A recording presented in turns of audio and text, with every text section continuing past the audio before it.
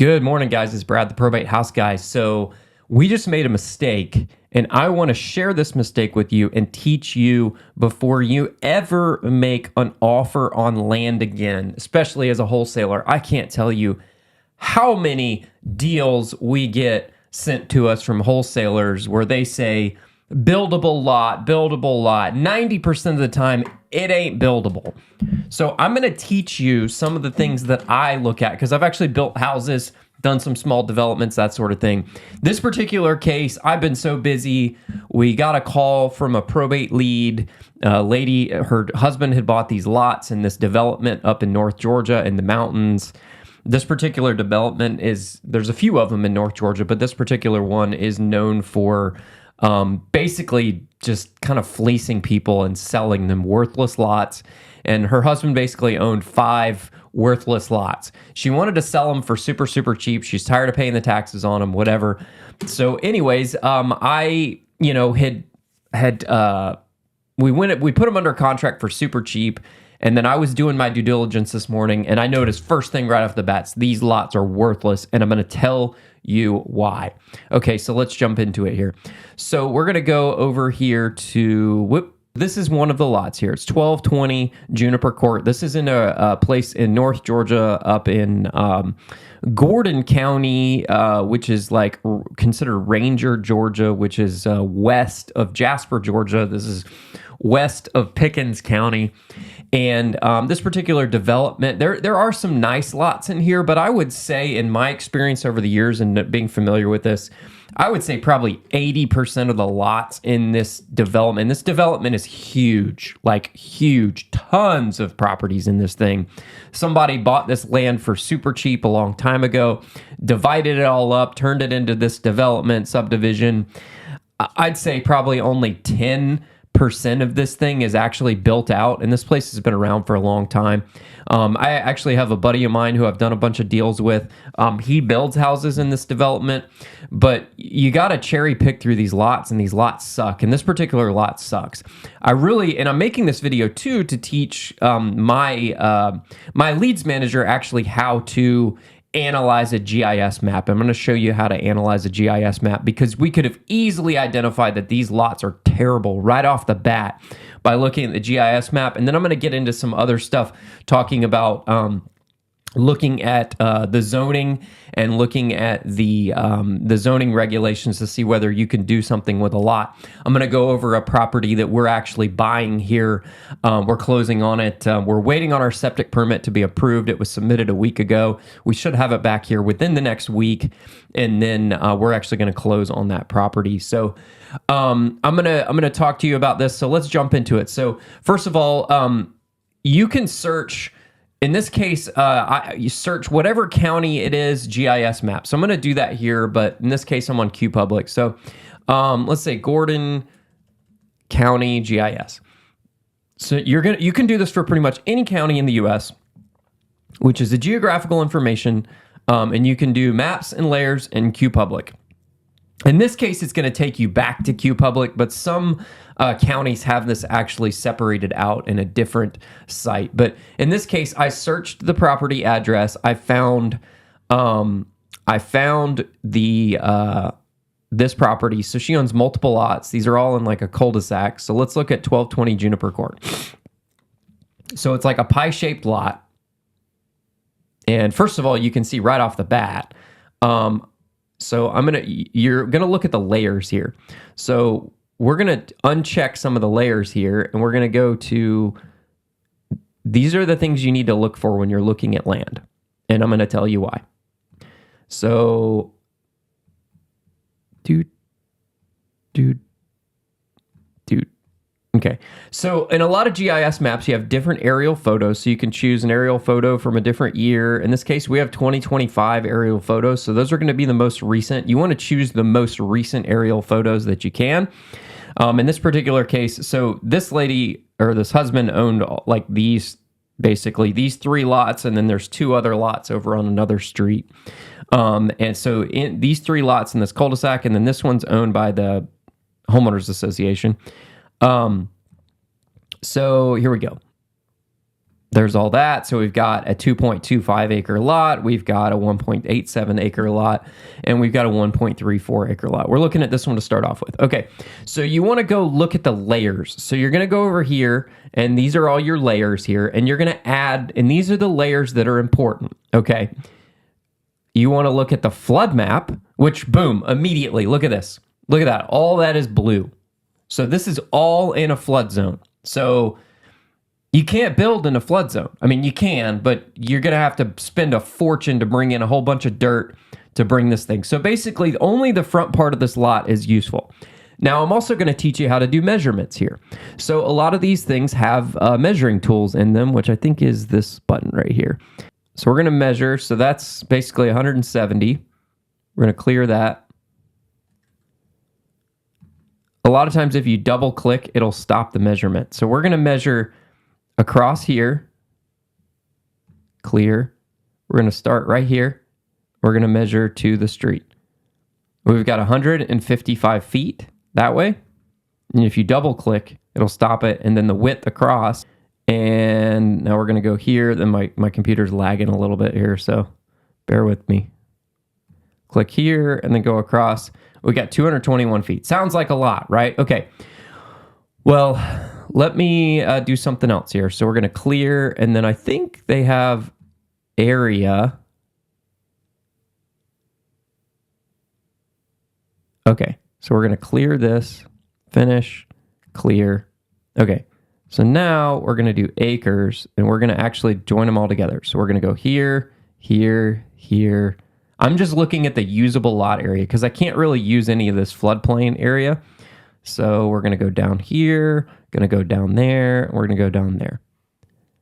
So, and then we're going to double click on this. See this right here? You see how it says 0.5 acres? So there is only a half of an acre of usable lot area. And this is before we've even done soil tests. We may go run soil tests and discover that there's even less usable lot area. So in the state of Georgia, and I'm making this specifically for Georgia, and each state has their own regulations. If you do not have a public sewer system, which this development does not, it's way up in the mountains, you have to do septic.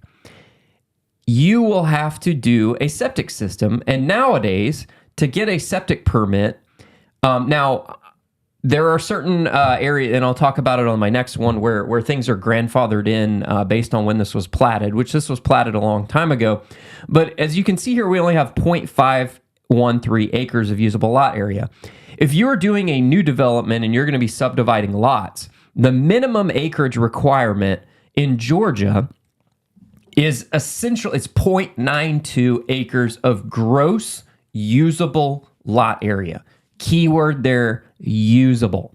Just because you have a 1 acre lot doesn't necessarily mean that it's a usable lot area, right? So for instance, you could have like a big pond on your property, and when you're dealing with that, the pond is not a usable area for septic, right? So maybe you have a 2 acre lot and an acre of it is pond or something along those lines. That's not usable area. So really you only have an acre of usable area. And then if you're going to build a house on it, you have to subtract out the area that the house is going to take up and the driveway and that sort of thing from your gross usable lot area. And you basically have to have a certain amount of lot area in order to have a septic system. And in Georgia, it's basically give or take an acre. Okay. And then also your soil tests go into that. So you have to get a company to do soil tests. You're going to do either a level 3 soil test or a level 5 soil test. Typically, you start with a level 3. A level 3 soil test is going to basically do samples over a certain amount of area. And then a level 5 is going to do more samples in a tighter radius. I've had to do a level 5 before, but most of the time you'll be able to get what you need with a level 3.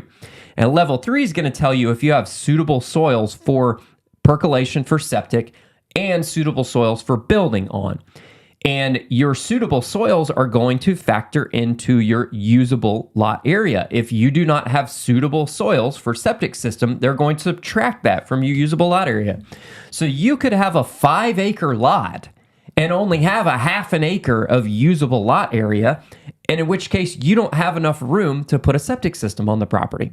In this case, what we'd probably have to do is we'd have to combine, basically we're buying 3 lots, which means we have HOA dues on 3 different lots because there's an HOA in this community. And then just to get enough usable lot area to be able to do everything, which I'm going to show you why in a second, why that's still not the case. And here, this soils is not a thing, so don't even worry about that. Let's look at zoning. So they have zoning in here. This is important. You do need to look at the zoning. So this is zoned A1. We'll look into that later. Your zoning is what you're going to look at to see what you can build, minimum lot area requirements, minimum frontage, setbacks, all that stuff. You're going to look in the zoning tables and it'll tell you what you can do. Okay, so I'm going to uncheck zoning here. And then the next thing I'm going to check is lakes and creeks, because if you have any lakes or creeks or any bodies of water on that property, you have what's called a stream buffer. Or if you have a spring, you have a spring buffer. And that means that you cannot build or put anything within a certain distance of that creek or that spring or that lake.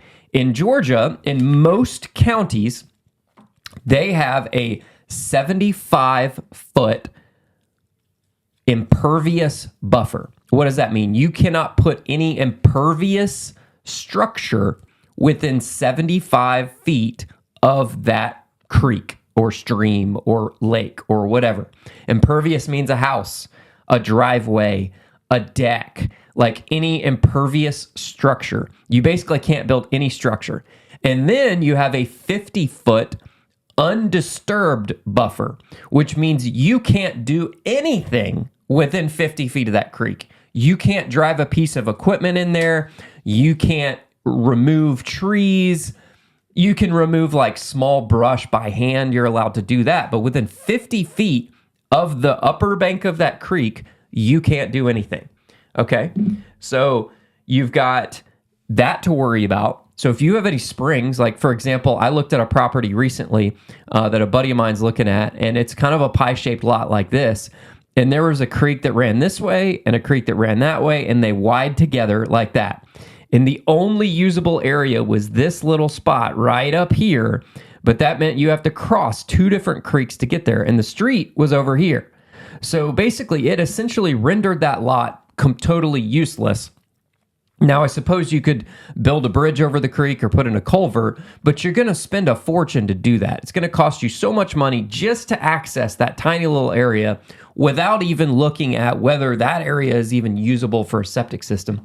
Plus, the topography on that lot, which I'm going to get into a second, sucked. And the topography on this lot sucks really bad. And I'm going to show you why. Okay, so we're going to look at topography. We're going to choose mid, west, east. Okay, boom. All right, see all these gradient lines? You see the difference between these lines? So I'm going to show you 1308, 1304.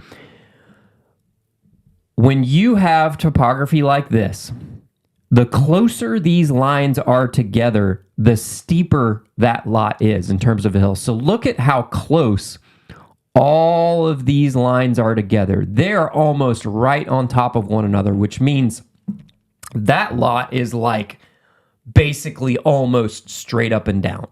As you can see here, the lines get further and further apart, which means that becomes a shallower and shallower and shallower slope. The distance between the gradients changes. So as you can see here, this is 1316, and that's 13, it's covered up by the stuff. So 1304 is going to be like right in here. So as you can see here, just from this area to this area, the grade drops like 10 feet just in a matter of like 20 feet. So that's a pretty huge grade change. As you can see here along the road, it's pretty, it's flatter, right? You see how the spacing is much further apart. I'm going to zoom out here and show you some different topo areas. I don't know if it'll, yeah, it's not going to show me. You got to be zoomed in pretty far.